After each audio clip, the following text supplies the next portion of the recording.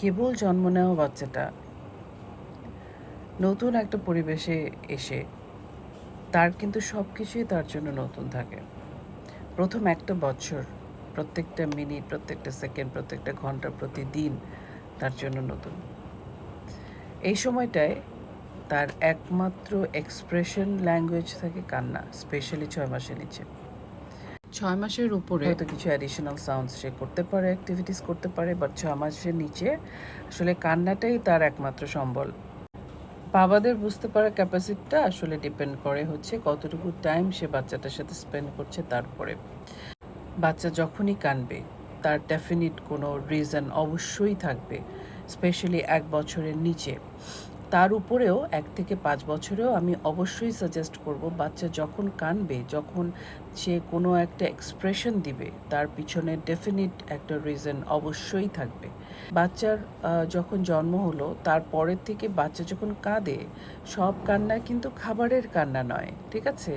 তো কান্না মানে হচ্ছে এটা তার পেট ব্যথা হতে পারে, যে কোনো ধরনের অস্বস্তি হতে পারে, যে কোনো ধরনের ডিসকমফোর্ট হতে পারে। তো you have to find it out. আপনাদের বের করতে হবে যে কী কারণে বাচ্চা কান্না করছে।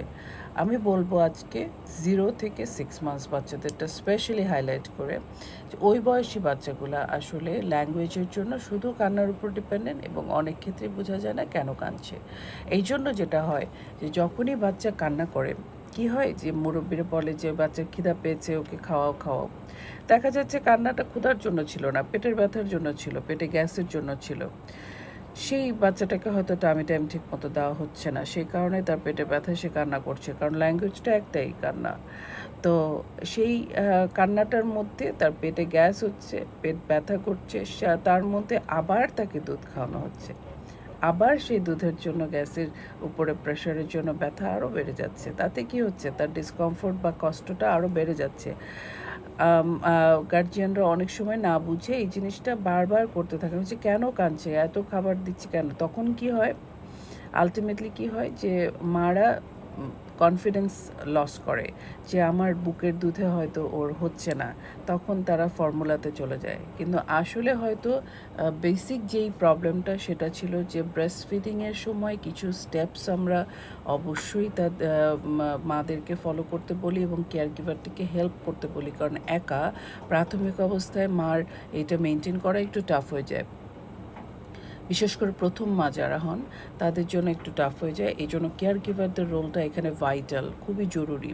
তো কেয়ার গিভাররা যদি মাকে হেল্প করেন তাহলে ওই ব্রেস্ট ফিডিংয়ের যে স্টেপসগুলো সেইগুলো কিন্তু ফলো করে তারপরে বাচ্চাকে প্রপার ব্রেস্ট ফিডিং দেওয়া সম্ভব। তাতে হবে কি, প্রত্যেকটা ব্রেস্ট ফিডিংয়ে কিন্তু পেটের মধ্যে খানিকটা গ্যাস ঢুকবেই, খানিকটা বাতাস ঢুকবেই, যেটাতে বাচ্চার পেটটা একটু গ্যাসে ফিল আপ হওয়ার সম্ভাবনা আছে, পেটটা একটু টাইট হওয়ার সম্ভাবনা আছে। এইটাই কিন্তু একমাত্র রিজন টামি টাইম দিতে অ্যাডভাইস করার। কারণ টামি টাইম দিলে পরে ওই পেটের গ্যাসটা জমতে পারে না, এটা ফ্ল্যাটাস হয়ে বা বায়ুপথে বের হয়ে যায়, তাকে অস্বস্তি বা খারাপ লাগা বা কান্নার কারণ হয় না। তো সেজন্য বাচ্চা যখন কাঁদবে তখন তার কান্নার কারণটা শুধুমাত্র খিদা না, এইটা বুঝতে হবে, এবং কান্নার কারণটা ফাইন্ড আউট করার জন্য চেষ্টা করেন। যদি তা না পারেন অবশ্যই একজন পেডিয়াট্রিশিয়ানের হেল্প নেন, কারণ আপনি যখন বিস্তারিতভাবে পেডিয়াট্রিশিয়ানের সাথে আলোচনা করবেন তারা আপনাকে হেল্প করবে যে কারণটা ফাইন্ড আউট করার। এই জিনিসগুলো মনে রেখে কিন্তু এইভাবে যদি কনফিডেন্টলি বাচ্চাকে আপনারা টেক কেয়ার করেন, নবজাতক বাচ্চাকে স্পেশালি 0 থেকে 6 মান্থসের বাচ্চাদের, তাহলে কিন্তু খুব সুন্দর করে ওদের ডাইজেশন ক্যাপাসিটিটা নর্মাল রেখে ওদেরকে বড় করা সম্ভব। অনেক ভালো থাকবেন, সুস্থ থাকবেন নিজেদের বাচ্চাদের নিয়ে। খোদা হাফেজ।